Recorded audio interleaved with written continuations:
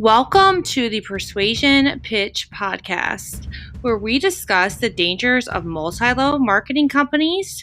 We dig deep into cults and other scams. I'm your host, Jess, licensed esthetician, makeup artist, and anti-MLM advocate. Good morning, everyone. I am sitting here with the one, the only, Robert FitzPatrick, author of Ponzinomics and so many other things. He is brilliant, and I'm so excited to have him on as a guest today. So, good morning, Robert. How are you? Yes, good morning, Jessica. Thank you. So I've been reading Ponzinomics. It's an amazing book. I wanted to kind of start out with like your history with MLMs. What made you start to dig deep into them, and look into this business model? You know, the red flag that was like, this is a scam. So this happened way back when. What year was it? Like 1980? 87, I'd say. Okay. There, around 87 is my first encounter. And technically, my encounter was not with an MLM. It was with let's say, a close cousin. Okay. They're called gifting tables, Mm-hmm. gifting schools. Right. They're I would call them, I think I did in my book, in my first book, False Prophets, I called them kissing cousin to MLM. They really run parallel, play upon almost all the same kinds of values, allures, emotions, and of course, financial. The proposition is essentially the same, the endless chain, the unlimited, infinite, expanding chain is the foundation for the gifting scheme. Mm-hmm. Anyway, one of those erupted, seemingly. It came from nowhere where I was living at that time. Everybody I knew almost got involved. And of course, I was invited, in that way by friends and so on. Mm-hmm. When you go there, of course, everybody there looks like you, right? So what's to be suspicious of, right? If you have to be skeptical of them, then well, where's your bearing? There's nothing to trust then. So, and I explained this in that book because, of course, the gifting scheme is a classic pyramid scheme. Yeah, that's all it is. Right. And when you see it in the light of day, it's a simple 1, 2, 4, 8 scheme. 8 people give their money to the one at the top. It splits down the middle, the second level, each one now, there were 2 of them, they become the top, and each side now goes and gets 8 each. So pyramid. There's 8 straight up pyramid. Yeah, that's how it works. Right. It seems like anybody would know that and know that couldn't keep going because you'd run out of people real fast. Mm-hmm. But this scheme, like all pyramid schemes, has a disguise. There's never in the history of the world has any pyramid scheme ever advertised itself as pyramid scheme. Come join our pyramid. Right. Yeah, right. They're always disguised. This one was disguised with a kind of philosophical narrative that it was really a brilliant new philosophical, metaphysical way to end poverty, spread prosperity, create a kind of just and happier world. The American dream, financially free. And it was based on not thinking in terms of scarcity or competition, but on sharing. And that was the idea of gifting. Mm-hmm. And the idea of legality. When somebody would bring up pyramid scheme, they'd say, well, nobody's paying. Mm-hmm. Any money you put in, you give. And any money you receive has been gifted to you. So you don't get paid for recruiting. You don't pay for the chance to recruit. Therefore, I mean, imagine how thin a disguise that really is, but people bought it. It created a mania, as MLMs do and pyramid schemes do, a kind of mass euphoria. People really began to believe that it could work, and it did work for those at the very beginning. So those at the very top. At the very very beginning, were showing this enormous amounts of money. They put in 1,500, they get 12,000 back. Mm-hmm. And this is back in the late 80s when Right. $12,000 was a lot more than it is today. And Mm-hmm. they could do that over and over again. So some of the people got as much as $100,000. Oh, wow. Wow. Right? I always say that money is definitely the root of all evil. So, yeah. So when it collapsed and when it was prosecuted locally, of course, I awakened. But I awakened with a jolt because it stunned me that I had not seen through it, that I had been part of this delusion, and also it had converted. You know, everybody became prospects. All our friends suddenly became commercial relationships, and that really bothered me. How did we do that? I thought we were, you know, based on intimacy, friendship, shared experience. Suddenly we were all scamming each other, right. and so on. So it changed the nature of relationships. It created a mass delusion. Millions of dollars changed hands. I just had to know, what was this thing? Mm-hmm. Where did it come from? And to my dismay, I discovered that there wasn't much written about pyramid schemes. And so I really began digging into this, and in my spare time, this was like my project. And in the course of that, very quickly after that, multi-level marketing just burst onto the scene where I was living, again in South Florida. This was again early 90s now.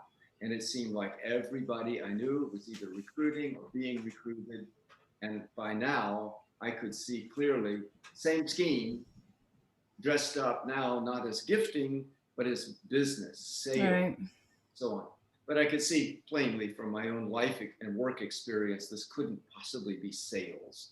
Right. And nobody was really selling. So I included MLM into my research. And so the more I learned, the more fascinating it became to me, and the more amazing it was that something of this scale, this multi-level marketing, which even in the 90s was millions of people getting involved, virtually nothing in the press about it, nothing being studied about it at the university level. The government was treating it kind of matter-of-factly as if it didn't.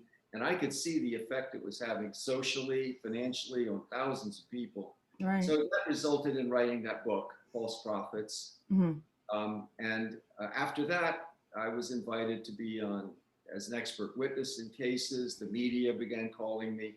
And so it began, you know, developed into a kind of role of being involved as a researcher and an advocate and an educator, because it, you know, I realized most people were like I had been. They didn't really know what it is.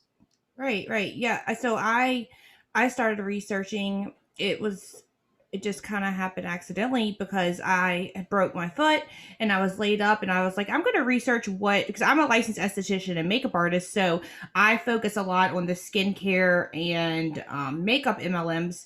I focus on all of them, but they've affected my industry negatively. So I started researching what products test on animals, which ones don't. And then I came across Unique. And that's when, you know, the MLM, and that's when I went down the deepest rabbit hole. And I'm still going down it, but I never knew existed. I didn't even know there was such a thing as anti-MLM. I watched every YouTube video. I read every article. There was nothing left for me to read. I was searching every day for something new to come out because, I mean, I was laid up with nothing else to do. So I was just reading constantly. And then I found out that there's just this whole community of anti-MLM advocates. And this was almost 3 years ago now. And now there's so many people speaking out. You know, there's like a lot of content now, Instagram accounts. There's just so much. And when I became anti-MLM, I was kind of nervous because everyone knows a friend or family member that's been in an MLM or that is in an MLM. So I was like, you know, I couldn't imagine it being controversial, but it is. You know, so like I went publicly about it and posted on my Facebook page, you know, about it. And I had people that unfriended me. People, you know, of course, the hater, naysayer, pyramids are illegal, all of that type of thing. in which when like when I'm sure you had friends and family that were sucked into it whenever you started researching, right? Oh, absolutely. I've had exactly the same experiences. I've had people that dismissed me. I've had friends that decided I had somehow gone astray. Mm-hmm. Uh, I've had family members who listened to me, trusted me, and then kind of quietly went off and joined, That got just involved shows anyway. And that then just shows how brainwashed they are. yeah, and then when they, of course, they lost their money and they wasted time. And finally, when it kind of came back out that they had been involved, and I would say, well, you knew I've been working at this, and why didn't you come in? Well, we were sort of advised not to talk to naysayers and Yeah. so I had become, even though they had known me my whole life, their whole lives, they had uh, classified me as a naysayer by these MLM people whom they didn't know. So Right. the power of an MLM, which is, as I said when I was, originally talking about this gifting scheme, what struck me was that this thing had come into this community. I was living in South Florida in the vicinity of Fort Lauderdale, Miami, in Uh-huh. the metro area at the time. It was like a hurricane. I mean, I had never seen anything like this. It was like a religious movement or something that Yeah, it is. come It into the is. community. And people changed, and their lives had changed. They were using new words and so on. And I thought, well, what in the world is going on here? Something powerful. Well, multi-level marketing is like the airplane game institutionalized. Now it's organized, it has money behind it. The airplane game was a kind of grassroots prairie fire. It Mm-hmm. was the pyramid scheme running around, and it demonstrated how it could captivate huge numbers of people's imaginations and thinking and so on, shift thinking. But multi-level marketing has captured the model of the pyramid scheme, disguised it as a business. Mm-hmm. And of course, with that disguise and this money and the organization behind it, with the lawyers and the lobbyists, Yeah. right, and the PR people, and even the ability to insinuate itself into academia or into positions of government, then it has this incredible capacity to influence large I numbers of know. people. And at a certain point, and that point was reached long ago, for many people, it's so big, it's so wide, it's so influential that when you step up and say, and it's all a scam, Mm-hmm. they cannot believe it. In fact, you have now almost threatened their worldview, because if that's true, how could that be true? Because it was endorsed by these famous people, Right. right? And I went to an event and there were thousands of people there cheering and they were so happy. And um, the government doesn't seem to be concerned about shutting it down. Right. It's And so so, frustrating. so you sound like a crazy person, a conspiracy theory person, Right. calling it out. Mm-hmm. So I think what I've observed is that scenario in which the truth tellers are regarded as the crazy people and the big lie believers are treated as having reality on their It's side, so right? messed up. It's so It's messed up. beginning to change. Mm-hmm. It's beginning to change now. Finally, enough I hope people so. are speaking out Yeah. en masse that the idea, and it's showing up in the media too, that Yeah. MLM is being characterized routinely as big scam, Mm-hmm. big scam, Right. a mass delusion, one of the big, follies of day-to-day life now that you may encounter. Mm-hmm. And it's quackery, it's witch doctor stuff. It's economic voodoo and things like, people are saying things like this now routinely. And um, in the years that I've been involved, it is quite amazing to me to see this shift that has finally occurred, a turning point, and it's growing now. I can see that the Thank goodness. truth is emerging. Yeah. I think back to like Stressful as it John. is. Yeah, and I think back to John Taylor. Like, are we making him proud? I hope so. I hope so too. You know, um, John labored so much at this, and he uh, he actually went to the Federal Trade Commission. I remember this so vividly because they were finally having some comment period on their plan to the Federal Trade Commission starting around 2000, actually in the late 90s, and then it percolated all the way up to 2012 or something to adopt a rule called a business opportunity rule. And this thing had been originally intended to cover MLM, and it would require disclosures and a lot of other information mm-hmm, before you could make a solicitation for mm-hmm, MLM. Of course, the MLM so-called industry lobbied and stopped and got MLM exempted. But John went to the hearing in Washington, D.C., and he mm-hmm. was treated quite shabbily. I mean, they regarded him, they marginalized him, and they made him sound like and be treated as a crackpot, right? A Yeah. crackpot, because he had data. He was trying to say, how can you call it an income opportunity when over 99% a year never make Right. a profit? How do you call it sales when most people never sell anything, and practically nobody sells a product profitably, and these products are sold by this inducement in order to participate in a recruiting chain? Mm-hmm. How dare you make these kind? Oh no, you're a nutcase. You know, you're wrong. And so, yeah, I think John, and before John and me, there were others too, Jessica. That there are people who were within government who tried to do something about it. There Mm-hmm. were people whose websites were shut down and they were sued into silence. There were some whose life had been threatened and so on. For a long time, it was very difficult to speak out about this. Right. But again, it's getting easier and more acceptable now, and the truth is gaining momentum. Yeah, I mean, it goes so deep, and I don't think people realize, oh, I'm just selling a mascara.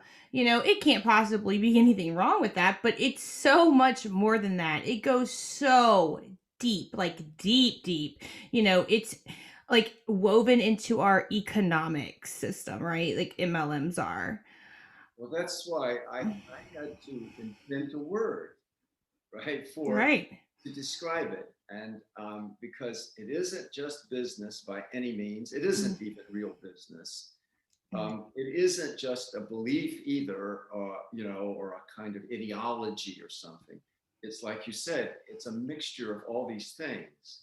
And so I made up the word Ponzi-nomics. Yeah.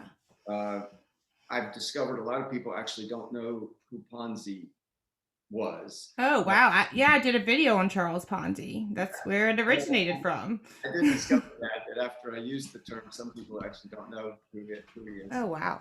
Although the word is thrown around a lot, Ponzi scheme. Yeah. So Ponzi was a real person actually, Right.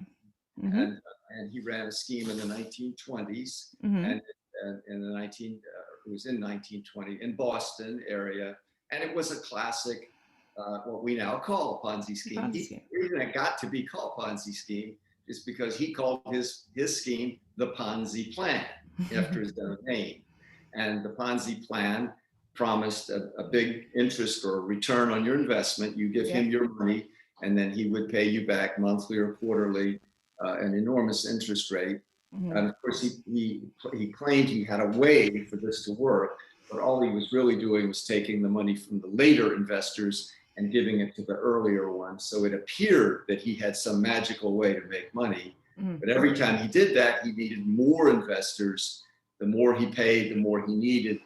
Yeah. It collapsed fairly soon. The government went after him. He was sent to prison. Later, he was deported. His name became legendary, Ponzi scheme. So that's the idea. A fraud dressed up to look like an investment scheme or a business. That's the first part of it. Mm-hmm. And nomics is, of course, taken from economics. Mm-hmm. But that scheme, dressed up as MLM today, is passed off as economics, pseudo-economics, but they will tell you this is a workable plan. You say, well, how could it work if I recruit 5 and the way I get them in is I tell them each of them can recruit 5. So off they go and they recruit 5 and they get 25. You could only do that 13 So more cycles, right? right, And you there's only so many people on Earth. so many people on Earth. There's actually a tiny, tiny subset of people who would join your scheme, who are interested, who have, so you don't have to wait till it goes to the population of the Earth. Yeah, It that's true. it's a an actual saturation point very quick. Mm-hmm. And what happens is I recruit my friends and I tell them how great this is. Mm-hmm. And they go out to recruit their friends. So the problem is their friends overlap. Yeah, Their yeah. friends are each other. Uh-huh. So pretty soon you find out that I can get a couple, but getting a large number of my friends into this who haven't already been And in family. Yeah. doesn't work. Right. So that's why you don't have to hit the population, of the Mm-hmm. Earth or of your state or your country for this to hit. Saturation, social saturation occurs very fast. And people realize, oh, wow, it looked good on paper, Mm-hmm. but doing this is really not feasible. Right. And so very few, 1 in a few thousand are actually able to make money. They usually are people that got in early. They maybe opened a new territory or a new scheme, Mm-hmm. or they are, there are a few rare, relentless people who have no worries about the consequences to others, and who are very talented enrollers Mm-hmm. who might be able to do that. But however, anybody that would succeed can only do it through deception. All right. Yeah, I talked to a girl who was reaching out to like 300 people a day on social media. That is, and you're not even getting paid hourly. Like 300 people a day, like just adding people as friends on Facebook, cold messaging people. Like, it's, I don't know, it's mind blowing. And, like you're gonna probably try to recruit your family first, and then like your friends, and it's just an endless cycle. And they say, oh, you didn't work hard enough, that's why you didn't make it. Look, the ones at the top are making money off the ones who are losing it, and it's just so unethical. And that brings me to another point is, a lot of these companies are based in Utah, and Mormons have started these companies. And with my research on it, people are like, oh, they're Christian, they're Mormon, they're trusting, so they can't be running this, a scam. So they use that, which is disgusting, because I've seen a lot of people use the Bible and religion and anything that they can to recruit. It's just mind blowing to me that there's not like a red flag that goes off to them, or like a light bulb, like, hey, this isn't right. This isn't ethical. I'm a Christian. This isn't what I stand for. So I don't know. It's just mind blowing. Oh, it's very, like you said, deep. It's embedded and uses some of the most sacred symbols Mm-hmm. of our culture. And the first one, of course, is patriotism. If you go to MLM meetings, often you'll see American flags everywhere. Mm-hmm. They'll talk about it being, this is a bedrock American business, and we are, so they dress themselves in patriotic, fervor. The second one that they use is money itself. They promote the idea that if you make money, you're a better person, you're a good person. And if you haven't made money, there's kind of something wrong with you. You're a loser. You're a flawed person, a person of low ambition or low character. You don't want to be that, do you? So they play upon this value system in which human worth is equated with financial worth. Mm-hmm. And this is a theme in America, and many people feel that, so they stir that up. Then they often, as you mentioned, wear the cross or some other religious symbol. So they dress themselves as pious people. So, we've already got patriotism, profit, piety. And then the last one is positive thinking. That how do you succeed in MLM? Well, you have to believe in yourself. You have to believe, you have to have confidence, you have to think, you have to have vision and positive. Well, that sounds good. Who could argue about that as a good force in life? And so now you've got, this thing sounds almost perfect. It represents our country. It's the best of the economy. It's religious value based, and it's based on positive, uplifting, character building and so on. So it makes it very hard for a person to say, I think this is a fraud, actually. Right. Because somebody immediately said, well, aren't you for America? Are you against success and profit? Are you a negative thinker?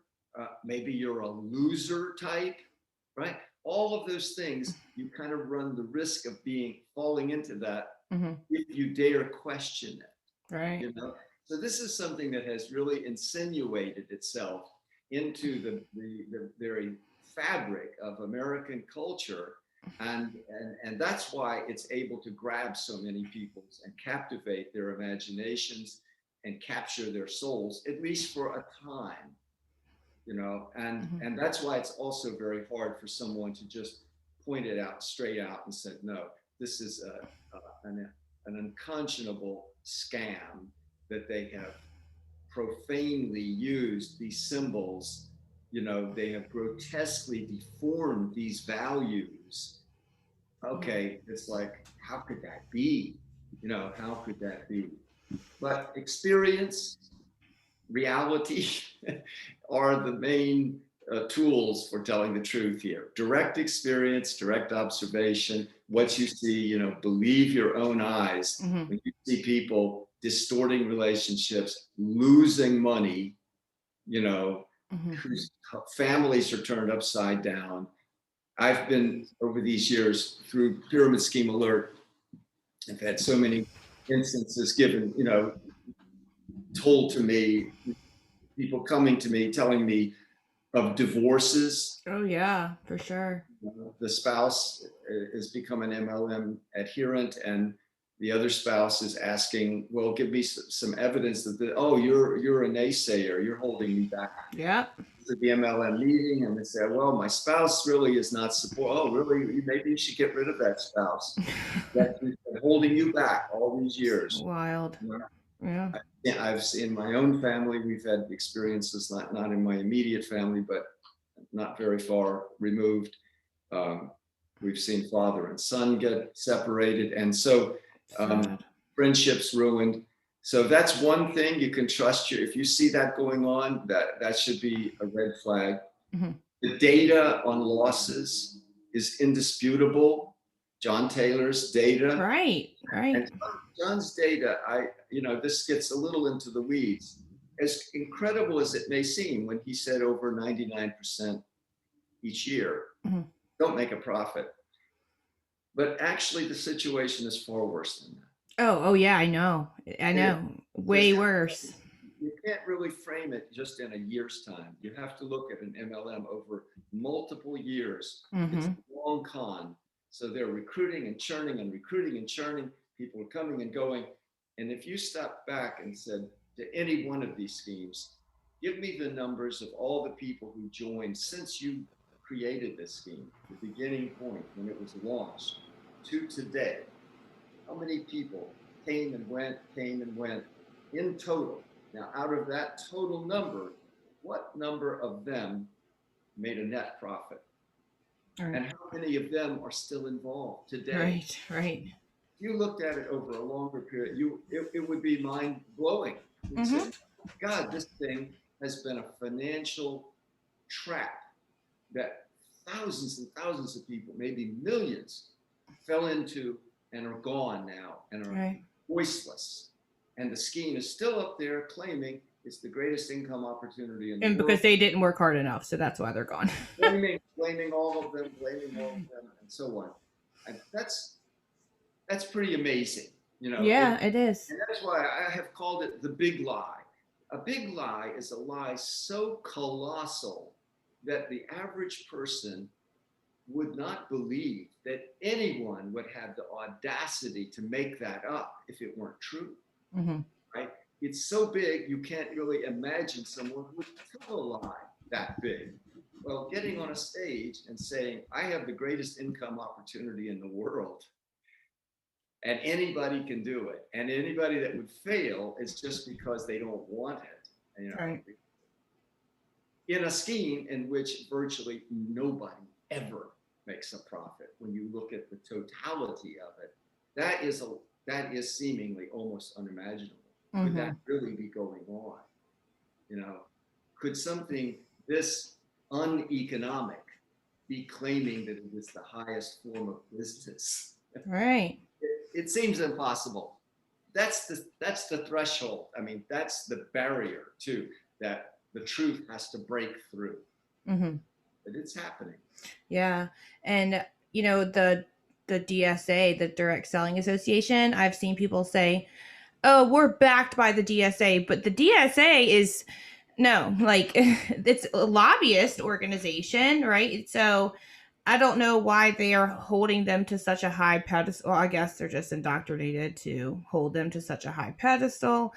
But the It's DSA crazy. itself is part of this big deception, you know. Mm-hmm. It portrays itself as some kind of a neutral, legitimized trade association that gathers objective data, that, you know, presents to the world hard evidence of the industry. These are all trappings of legitimacy. But if you just poke around with the DSA a little bit, you discover it is just as you said. It's actually a PR organization, yeah, whose main task is to maintain and advance the delusions of an endless chain scheme being a real business, mm-hmm, to cover up the loss rates that are occurring, to dismiss, marginalize, or silence the stories, the tragic stories that are all over the world, right, including suicides from. Oh my gosh. And then their other role is to go to Washington and direct this narrative with millions of lobbying dollars into politicians' coffers. Exactly. I think that is why MLMs are legal, and it's, and I get frustrated with the Federal Trade Commission. I report to them all of the time, but they've had so many opportunities to shut down like Herbalife, Amway. Like they've had so many opportunities, and they know it's a pyramid scheme, and that goes to the corruption of it. These companies will donate to political campaigns, and I never talk about politics, but this has something to do with multi-level marketing, so it's a must that it's spoken about with this. So it's covered up. Like, will they really ever do something? I don't know. If money talks, money doesn't just talk, money screams. If they have the money, then this is always going to continue. And like if MLMs were to stop today, they couldn't, right? So like what is your thoughts on that? Like, so they're woven into our economic system. Well, economically, MLM, in terms of the large economy, mm-hmm, the American economy or the global economy, and the economy of every one of us individually, if the phone company went bankrupt, we'd all be in trouble. If the cell phone company collapsed or had a major technology, we'd all be in trouble. Mm-hmm. If MLM collapsed tomorrow, nobody'd notice, right? Truthfully, nobody'd notice. nobody needs the skin creams. They're all online anyway. They're in stores, the same stuff. They're overpriced and Overpriced. low quality. Yeah.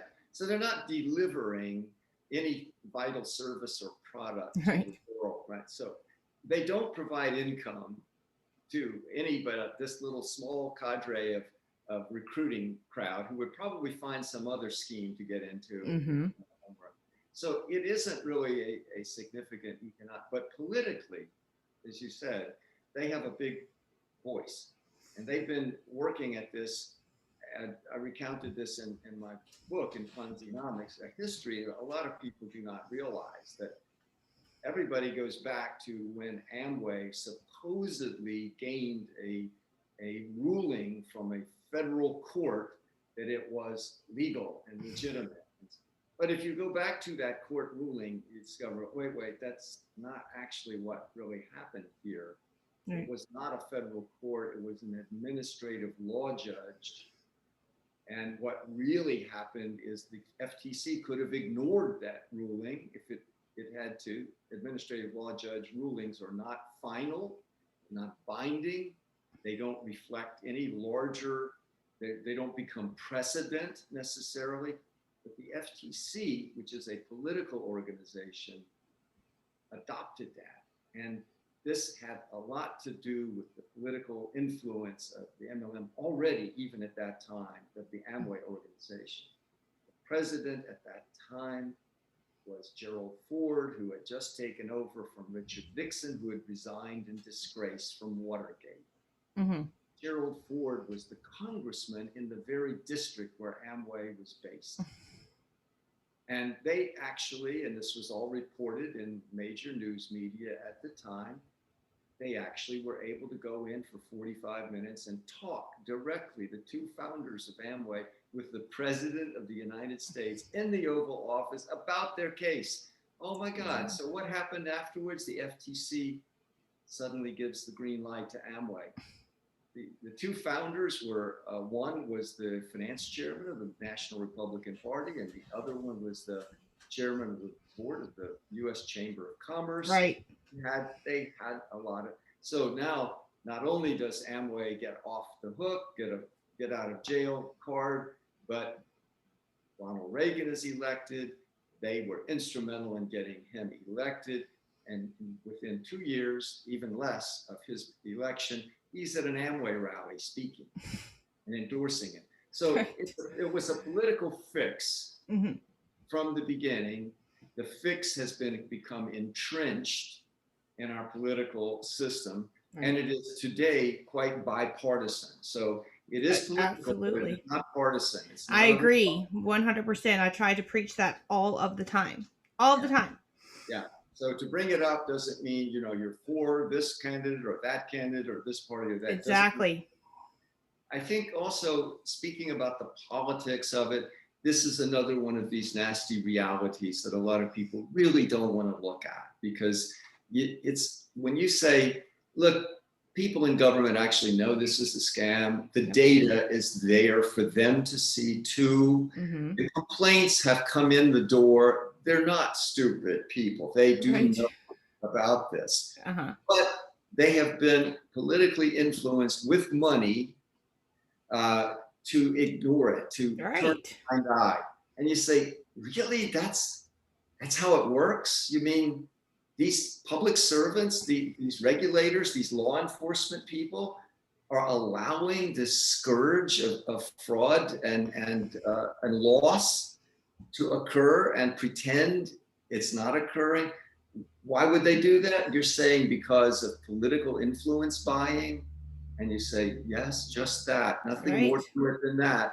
And that's very hard for people, because that means you have to kind of see the world a bit differently. Yeah, and evaluate what you believe in or who you're for. Like looking at Herbalife. I really didn't want to touch on this, but I will. Like Herbalife, there's someone in office that was supposed to testify against Herbalife, right? And they were paid off as well. Well, the biggest story to me about the Herbalife, was, first of all, there was tremendous pressure on the FTC to the facts were coming out as the result of a Wall Street hedge fund Right. who was shorting the stock. And so, but he had a platform, and he was putting out all this information about how, of all the losses, they did a research on these Herbalife nutrition centers to show how they were just recruiting operations, and they showed how they were exploiting the Latino community, all Right. people who had very little money, who had, were struggling to survive, were Mm-hmm. throwing what little bit of money they had into this scam and losing. Right. So on. Absolutely. So that was a lot of pressure on the FTC. So the FTC finally did, take it on and announced they would investigate it. But in the end, as we know, they chose not to prosecute Herbalife Yeah. as a pyramid scheme. They gave them a relatively minor fine, and then they've now locked down and kept secret all the so-called monitoring of the compliance of the order. But who Right. organized, who orchestrated all of that, the negotiations for that settlement? The person who did it was the immediate past chairman of the FTC, who had left his job and gone straight to work for Herbalife. I mean, Yeah. that's hard to swallow, It honestly. is, but it's the truth. But It's a it's the truth. historical record. There's no disputing it, and they don't dispute it. They bragged about it, that, oh my, we have the former chairman of the FTC working for us, Herbalife. Yeah. So that it is the political aspect, and I spend in my book a good bit of time documenting the history of MLM's special political power base that it has built up for an industry that many people don't even know how it works or anything. But in Washington, this is very well known, Mm-hmm. and we called it a pyramid lobby. It's a pyramid. We know about the pharmaceutical lobby. We know about the military lobby. We know about the oil industry lobby, but Mm-hmm. there's a pyramid lobby too. Right. And Right. that's the MLM. DSA is on K Street with Washington. That's where all the lobbying organizations are based. And mostly that's where they have their offices. So. Right. Yeah. And these Herbalife shops. I did a YouTube video a long time ago on Herbalife, and I even like mentioned how they prey upon the Latino community. Of course, I watched Betting on Zero, and people are like, "Why do you have to bring that up?" Because that's who they preyed upon. I mean, they wanted, "Hey, you're in America now. Don't you want to have the American dream?" And now today, like, there are so many more nutrition shops. I mean, they're on every single corner. So if it's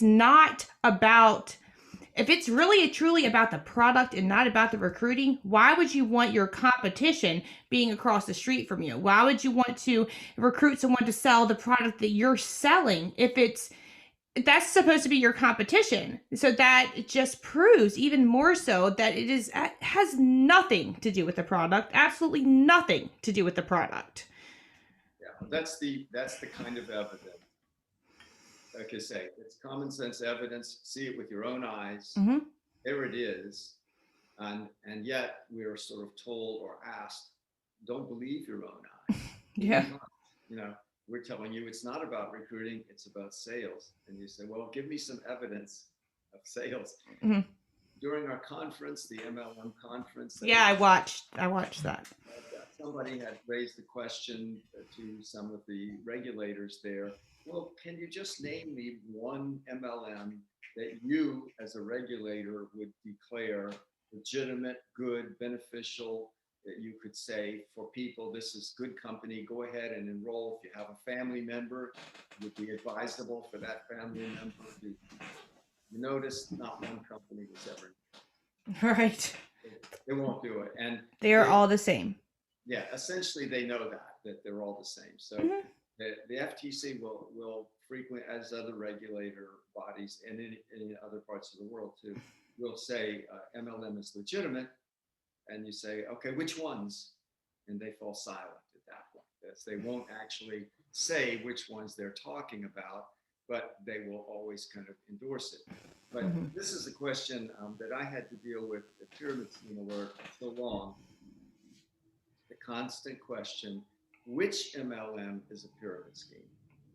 which one? And I had this question constantly. Or they'd say to me, again, this is sort of before so many now podcasts like yours and the others that are out there today, the Reddit subgroup, anti-MLM. Yeah, the Reddit was here way before Yeah. YouTube and all of that. Yeah, so there was Reddit, now there's YouTube and so on. Mm-hmm. Now the conference, that's the first conference. Yeah, it's amazing too. Yeah, but before that, it really was not much. And Pyramid Scheme were one of the early studies that we go to. So they would look on our site and they would say, I didn't see anything about this particular MLM. Does that mean that one is okay? And so I realized, eventually I realized I had to stop. I couldn't focus on particular MLMs because it literally distracted people from the central reality. They're like, oh, that one's bad, but I'm not in that one, so I'm okay.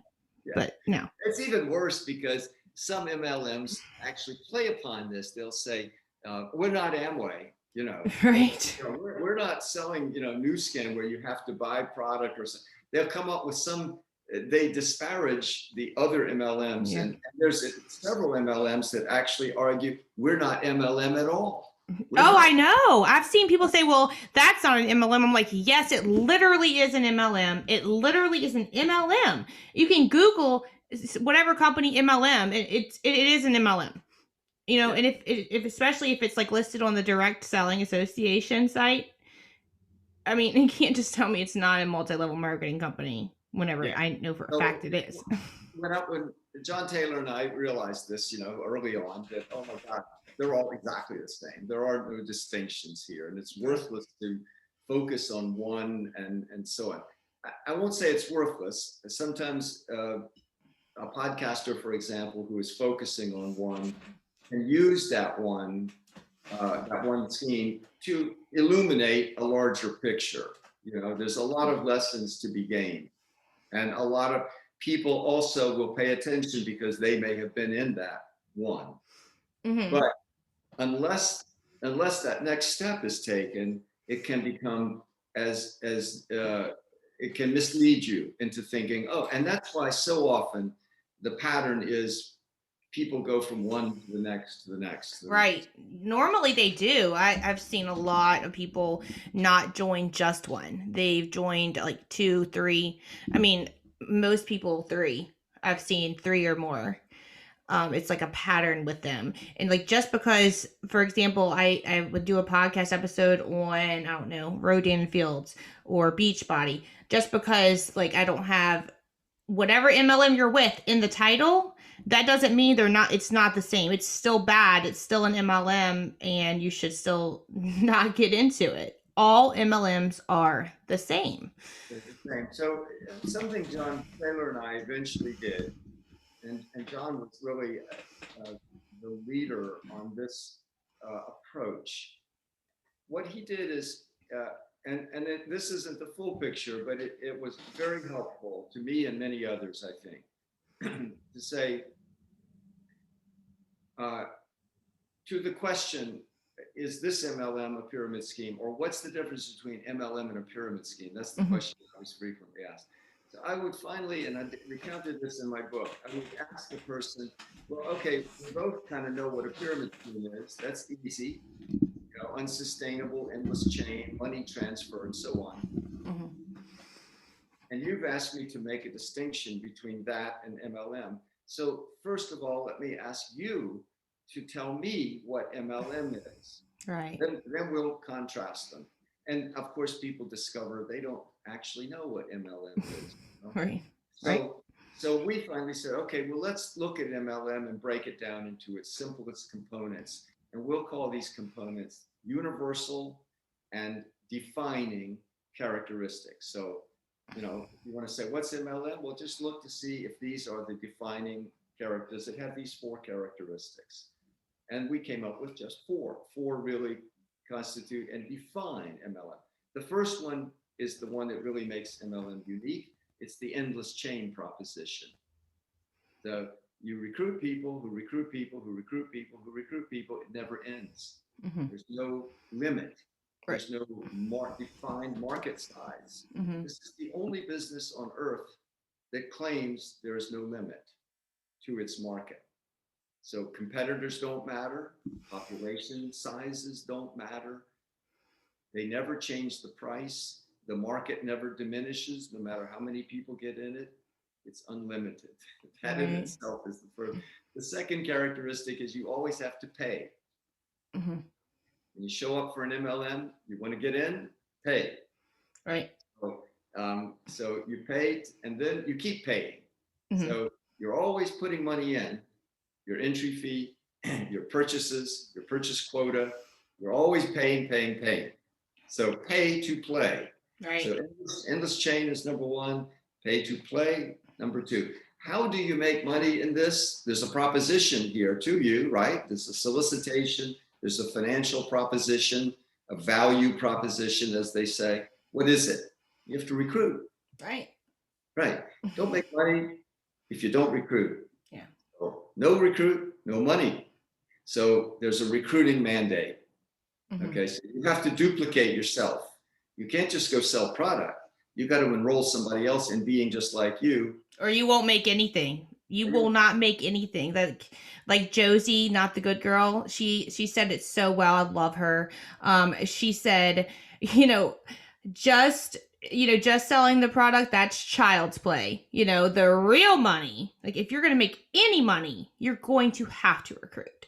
And that's so true. And that's full stop. So, and I've had people say, well, I know somebody that sold something, or I sold something. Yes, you can.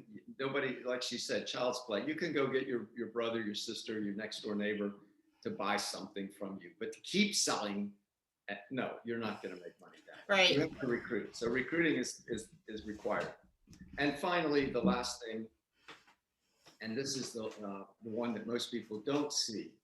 The others are kind of obvious, but the fourth one they don't see. When you look at, if you get into MLM and you say, well, how do I make my, well, you recruit and you go up these levels. And well, explain this a little more to me. That's the pay plan, right? How does it work exactly? What's my commission? But then they give you this chart. Oh my God. Complicated. You can't figure that chart out. Right. Here, you have to have this number in your downline. Then you get to, then there's a bonus on here. But you have to have a certain number of people. You have to have a certain number of people. And then if they should not meet their quota, you fall back down to this level. And you go, well, oh my God, how do I figure that out? Well, right. you cannot. Believe me, it's designed so you cannot. It's designed so you can't figure it out. Just like the small, tiny little print that no one reads. Yes, it's like that. It's even worse, though, because even if you took the magnifying glass, you'd still not figure it out. Right. So what is that, though? But, I've been in court cases. I've had to go look at this thing, and John and I did too. Mm-hmm. And what you discover is it's really just a little formula. It's like an algorithm. Mm-hmm. And the formula is just for this. It means this, that more money on each transaction. I enroll you, Jess. Now you've put $100 in. Mm-hmm. Out of that 100 that you paid, about 40 of it is going to be transferred to me and the upline. Right. I'm not going to get much of it, even though I made the transaction. I found you, I recruited you, persuaded you. I'm going to get very little of that 40. Mm-hmm. Most of the 40 is going to go up to the top. That's Absolutely. What that convoluted, crazy-looking pay plan. If you could strip it down to the basics. That's all it is. It's a giant transfer. They call them bonuses, commission, profit sharing. Oh, and this one, but it all is siphoning that money straight up to the top. So that if you didn't even understand the pay plan and said, well, just how does it all work out at the end? And look at their disclosures. Do a little work on the disclosures. We look at hundreds of them, and it all comes out to the same. Over half of all that $40 goes straight to the top one. Yeah. In some cases, as much as 70 and 80% of the total goes to these people far, far away. You'll never meet them from you. So it's impossible for you even to make money recruiting unless you move up the chain, but only a Right. tiny number can ever be up there. So Right. elegantly designed, elegantly designed first so you can't even understand it. Mm-hmm. You're about to be royally flim-flammed. Mm-hmm. So they can't exactly show you in black and white how they're going to do it to you. Mm-hmm. So they designed it so you can't even see what's happening. But if you could, you would see that what they're doing is they're transferring money from every new recruit to this little group at the top, Right. day after day after day. And all that money winds up at the very top. So we called the last thing extreme money transfer. So you have, and that's the opposite, by the way, of a real sales company. A real sales company, I find you, I market to you, I persuade you, and I sell the product to you. Mm-hmm. And there's a set number of dollars in that transaction that'll be commission. Mm-hmm. If I made the sale, I'm going to get most of that commission. That's Yeah. the world works in Mm-hmm. sales. Right. Maybe I have a manager who guided me, managed me. He or she may get a little of that money, but I'm always going to get the most.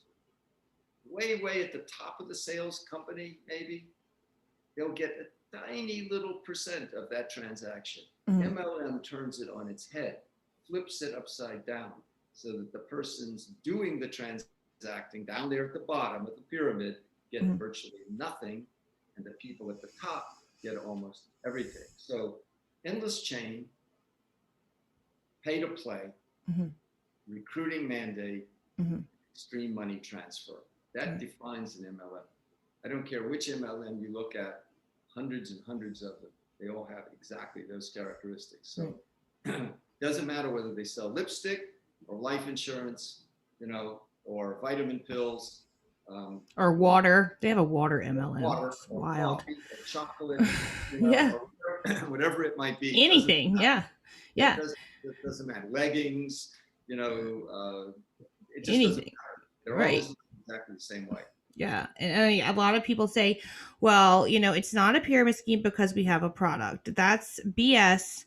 There have been MLMs that have been shut down for being pyramid schemes, or that have had lawsuits for being illegal pyramid schemes when they did have a product. So I hate it so much when they say we have a product, so it's not a pyramid scheme. That is completely false. Now, actually, the product is an integral part of the pyramid scheme. Right. Pyramid schemes are disguised. Mm-hmm.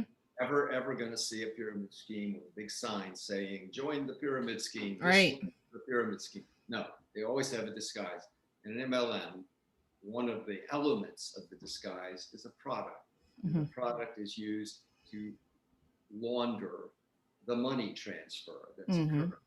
And so these products are in, and the other thing I notice about products, MLM products, millions of people join an MLM and buy the product because you have to buy to try to sell it.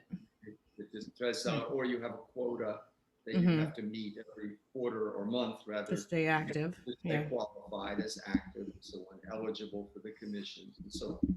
All right, so. But do you notice that most people, after they quit, they don't keep buying the product? They probably have an inventory of it that's going to expire soon in their garage or in their bathroom. Yeah. So these products are not based on demand. Right. If it was such a great product, you would keep buying it, right? If it were a great product, all these people being churned would keep buying, and these companies would. But if you look, you'll always see their revenue is exactly proportionate to the number of recruits they have. Recruits are always the foundation of their revenue. The recruits are the customers. You are you are the customer. Like the rep is the customer. And these products are marked up so high in the quality of, they don't even care what they put in the products. This is just a product, and they're marked up so high because they have to pay these cuts to 5% goes to this person. It's just an example, 3%. So there's so many products that are better quality for a lot less, and you do not have to join a pyramid scheme in order to get them or to even sell them. Right. You know? So, most of what we've talked about here is about sort of debunking the pseudo economic Mm-hmm. business model claims and bogus rhetoric around it about MLM being a business. Right. But if you go a little further, as you've said, deeper, you see that MLM is not just about flim-flamming you with products or some kind of a sneaky fine print contract or something. Mm-hmm. It is a belief system. It has become an actual belief system, Right. and it is promoted, and people are recruited into this belief system. In my definition of Ponzinomics, I called it a delusional belief system. It is not based on reality. It is based on a delusion that Right. the endless chain can work, that people can make money. And even more so, it is presented as a pathway to happiness and fulfillment, Prosperity. Yeah. prosperity. And the people in MLM are presented as your community, and Mm-hmm. the leaders are presented as your role models, Right. right? Right. And then you adopt their language and you adopt their worldview. And in that worldview, you do things like you don't associate with people who question MLM, Right. and you view everybody as a prospect. And Yep. so the whole world is now transformed into economic terms, so to Yep. speak. And the government, who might try to regulate this, or is regarded as alien and terrible and dictatorial, and so on. So there is a worldview, there's a structure, there's leaders, there's a community, there's an ideology or a belief system, there's a special language you speak. And this Mm-hmm. is the very essence of a cult. It is. Yeah. And That's why that's I'm saying I'm not even in a joking manner when I say, oh, you're in a cult. I am not joking. You are in a full on cult. Just like you said at the conference, a commercial cult, right? it's a commercial cult. So there are various kinds of cults, and we know of religious cults. We know of philosophical cults. We There's know even of political cults. political cults. Absolutely, there are political cults.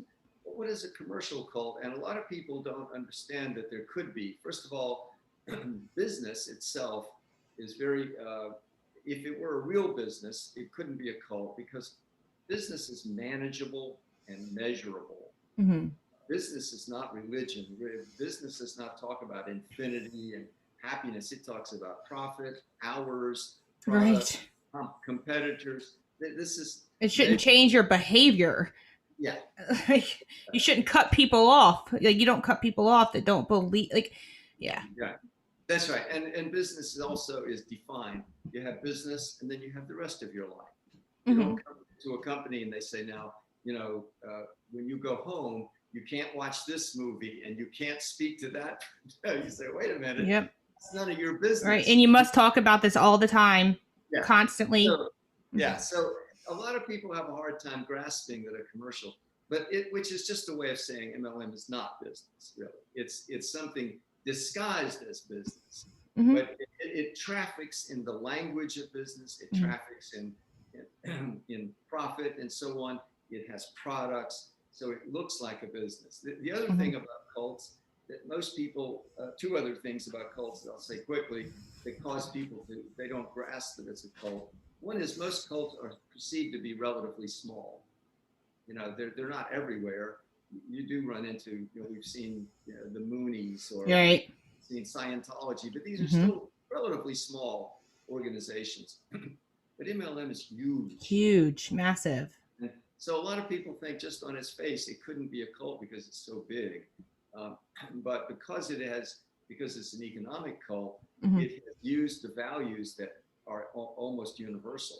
Right. You don't have to be a Muslim or a Jew or a Christian. Yeah, it doesn't have to be religious to be a cult. You don't have to have a certain language or anything. Mm-hmm. It uses the language of capitalism, which is Right. all over the globe. So Right. I called it the cult of capitalism. And because it's a capitalistic cult, it's using terms and language that most of us accept anyway, right? Yeah. I don't have to convince you about flying saucers or things in your brain, or which other cults may try to tell you about. I'm going to talk to you about values and things that you already accept because you live in a world in which we all immersed in capitalistic values and language and processes and so on. So Mm-hmm. it's a cult that has embedded itself in the mainstream of our lives. Mm-hmm. It uses people don't dress funny. They don't have to put on a silly hat or wear a special tennis shoe or wear a special t-shirt or Right. anything like that, right? To be in this cult. Yeah. So they're not identifiable by costume or, they're using language that we normally do use. We talk about business and profit and loss. It's everywhere. So for these reasons, a lot of people can't grasp that this could be a cult. And a cult sounds like an exotic negative thing. But then if you go to a meeting and get involved, Oh yeah, I went to a Primerica one and it was a full-on cult gathering. I left. Yeah. It was there was someone at the front of the room preaching about financial freedom. There was music blaring and everybody was like, "Oh!" And I was like, "This is a full-on cult." And a cult, just as MLM can be broken down, cult can also be defined with characteristics. And I think you and others have talked about these in your podcast. There are 4 or 5 main characteristics of what a cult does, where it dominates your time, takes on a position of moral authority, adopts a kind of mystical language behind it, and talks about that it has special secrets that nobody else has. It disconnects you from your normal community, right? Yep. And it tries to change your identity of who you are as a person. These are all identifiable. And so for a person, I think we're now crossing this line where people are going to hear this more and more. MLM is a cult. And that's going to lead people to say, what do you mean by cult? And now finally, what a cult is, how dangerous they are, that they are a mechanism of domination, of control of people, control of their minds, taking away their free will, getting them, suspending their critical judgments, disconnecting them from reality. Right. If you can do that to somebody, and there are methods for doing that.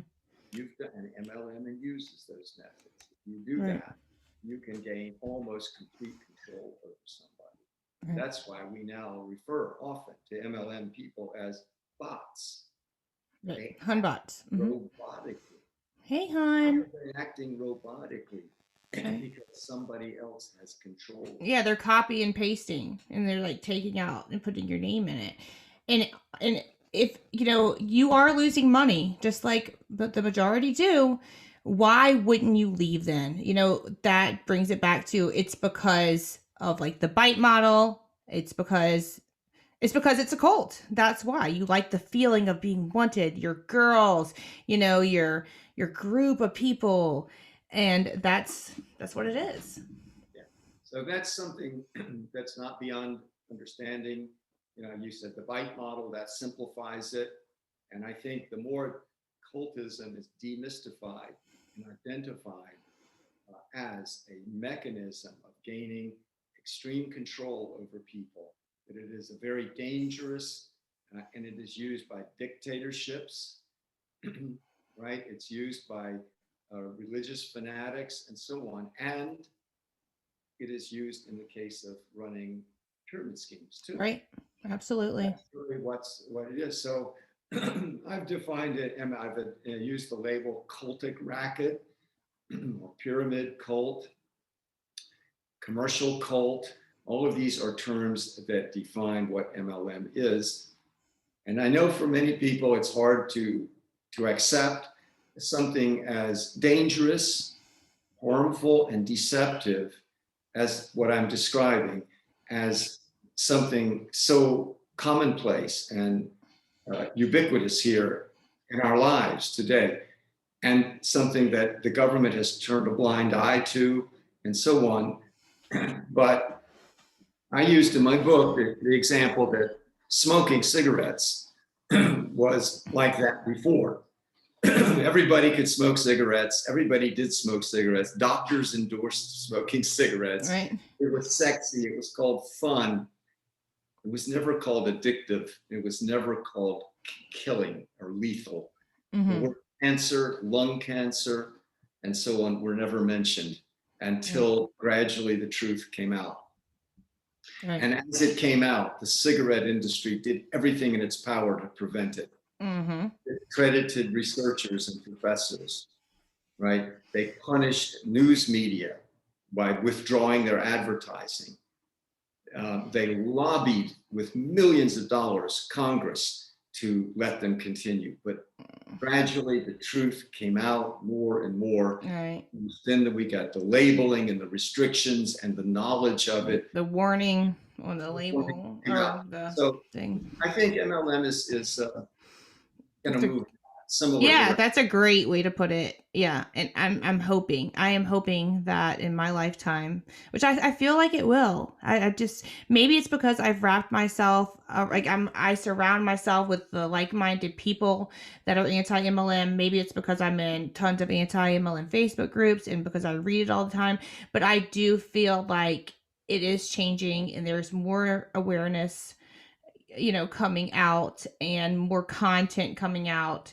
I do feel like it will change. Well, you're helping to make it change. You're helping to make it change, though, immensely. Well, thank you. Having been involved over so many years, I can tell you that your podcast and others like yours are, to me, a kind of almost miracle. That because for so long there was nothing like this. And right. So. You're articulate and others. It's remarkable, and you're informed. You've taken time to become informed, and that's so crucial. So it's happening. It is definitely happening. I'm also teaching my 11-year-old son all about multi-level marketing. In fact, he was before COVID and before he left school, he's in the gifted program. He was doing a project on the dangers of multi-level marketing companies, and he was 10 years old at the time. So I feel like I'm letting our future generation know to bring awareness too. I'm being contacted by law students now who are doing papers on this and tell me they want to get into law practice that will deal with MLM. It's amazing. Journalists, people that are in schools of journalism, are also saying they want to focus on this. They want to write about it. They want to investigate it. And psychologists contacted me. It's a whole new area that I think came up in the conference, that somebody could go to a psychologist today and say, I was in MLM for 4 years. I lost money, but now I feel depressed. I don't know what is happening to me, and I'm guilty. I feel guilty, and so on. And the psychologist wouldn't know what you're talking about. A lot of them, they'd say, well, what has that got to do with your MLM? If you said, well, I think it was because I was in an MLM, they think, well, that's a legal company. That can't be it. So, right. But now I do see there are, and I think you've interviewed, I know one of your guests was a person who, I believe you did, who is sort of developing a whole practice. Yeah. Haley. Yeah.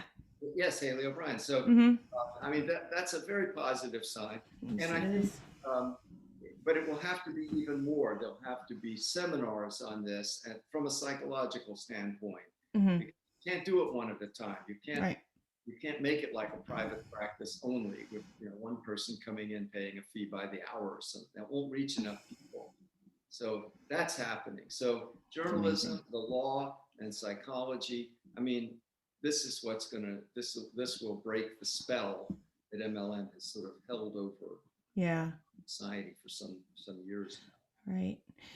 And I just want to encourage everyone to go out and get Ponzinomics on Amazon or wherever. I guess I ordered it off Amazon, and every other book that Robert has written.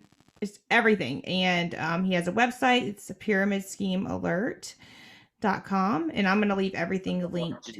Yeah. .org. Okay. And .org.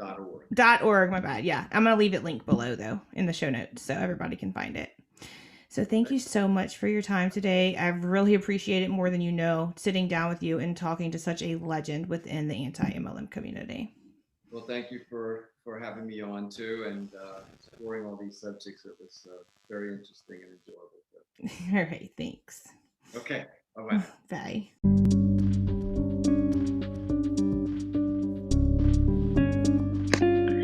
Thank you so much for listening, everyone. I truly do appreciate it, and I feel really honored to have had Robert on as a guest on this podcast. I hope everyone has a great rest of the week.